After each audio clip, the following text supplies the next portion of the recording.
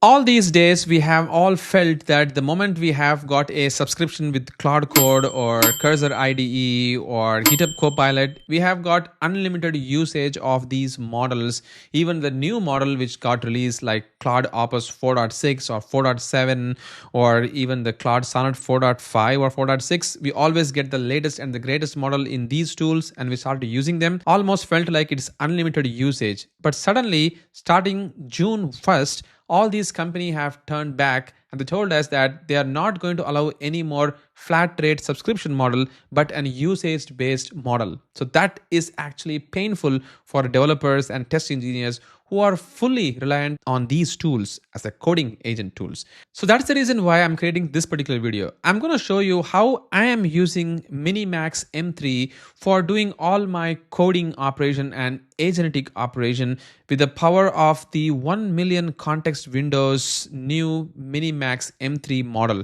So this is almost pretty close to the frontier models. As you can see over here, they have got a good top tier performance on the coding as well as the agentic benchmark, and they are pretty close to the models like the Opus 4.7 or even more better than the Gemini's 3.1 Pro versions, as you can see in many of the places. And they're pretty close to the Opus 4.7, as I told you, and that is the reason why I feel like this model or this particular MiniMax subscription is pretty close to the way that we were using these models before June 1st. So you can see that they have got a lot of different plans over here, like the plus plan, max plan, ultra plan, and the plus high speed plan. And I am currently in the plus high speed plan, as you can see, and they have got a approximately 3.2 billion tokens per month of the M3 usage, which means the unlimited usage that we can think of for coding operation. That is the reason why this is pretty amazing. And I have got the plans usage over here, as you can see, which resets every 5 hours, as you can see over here,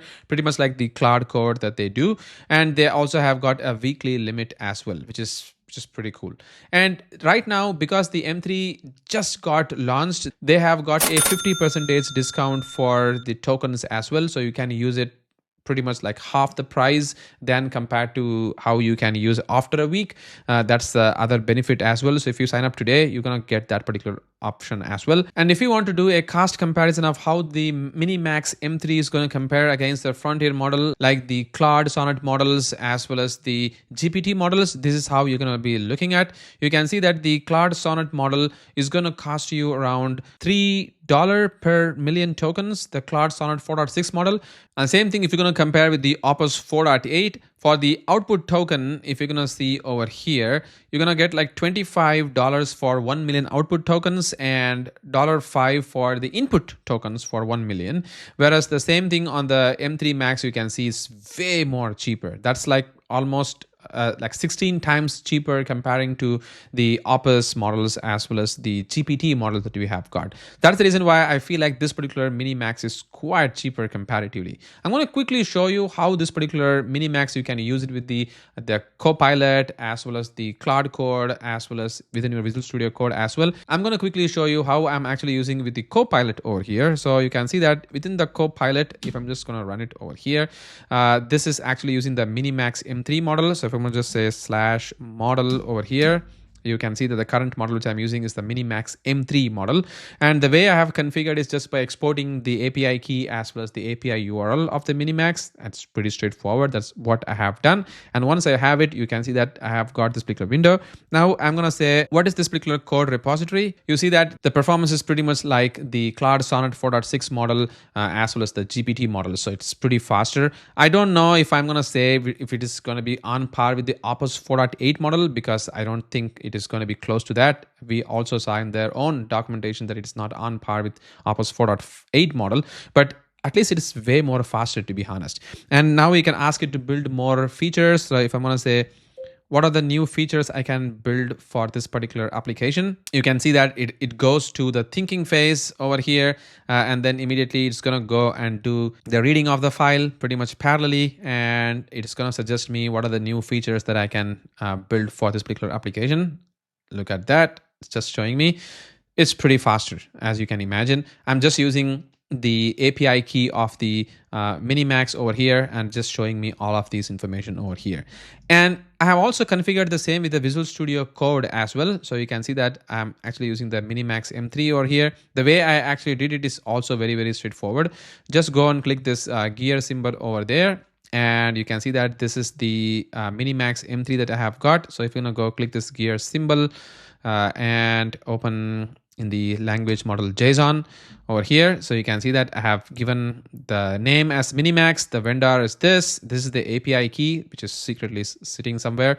And this is the API type that I have used it for. And the model is the MiniMax M3. And this is the URL. And this is the tool calling as true, vision as true, and the maximum input token, maximum output token. So you can configure that to 1 million token as well, because that is the limit that you can go through with M3. And that's how you actually do it. The moment you're going to do it, you are pretty good to go. Now you can do the exact same thing as well. So if you're going to ask it to add some more tests. So let's say we have got this test over here, and I'm going to add it to the context, add more tests for the front end. And I'm going to hit enter, and you're going to see that it's going to start analyzing the entire code. And you can see that I have got asked with the question over here that do you want to add the front end test with the Playwright or front end with back end test over here, or you're going to assume the app already running and going to be connecting it. So I'm going to be giving all the options over here. So the moment I'm going to be doing it over here, you see that it is going to start adding the code. This is pretty much like how you do with the Copilot subscription with the Sonnet models or the Opus model, but we are using the more cost-effective model, which is pretty much on par with the frontier models like Opus 4.8 or something like that. And this is quite amazing. I think now we can reduce the total bill that we are actually going to be paying for these subscription models like the Claude Code or the Copilot. We can actually offset the bill there because we can use this MiniMax M3 model for doing that. And I feel like the MiniMax M3 model is really efficient. As you can see here, the tool calling is pretty faster, and also they have got an ability to actually do things even more faster as well. When I say even more faster, you can see that with this new MiniMax M3 model, they have increased their coding as well as the agentic operation way more better than the 2.7 model which I was using earlier. And the other good thing is we don't really have to tie ourselves with the Claude Code or the Copilot all the times. We can just use any of these coding tools like the Visual Studio Code for that matter. We can bring our own key and just use it over here like how I just did for the Copilot as well as the Visual Studio Code over here. I can do that. Similarly, I can use the same exact thing for my Cursor IDE as well if I wanted to. So I can bring my own key and configure it and start using it. You see that now I can do the same exact thing which I could do it with the other frontier tools as well as subscription model. So that's exactly what I think is the way for you to offset the bills with the MiniMax M3 model, and I feel like this is quite amazing. And if my testing goes quite well for even more longer time, I'm going to be using this model, the MiniMax model, for my development as well as testing purpose, as it offsets the complete bill for me. And I feel like this is way better than compared to other models that I have used for the same exact cost. So that's it, guys. That's all I think that you can go with the MiniMax M3 model for your development as well as testing purposes if you think so. But if you still think there is another better way and even more cost-effective way of using these frontier models, just let me know in the comments below. We can also discuss about it. But I feel like this M3 MiniMax model is way better than compared to its predecessor as well as the other subscription-based model in a whole. Once again, thank you so much for watching this video. Catch you in the next one.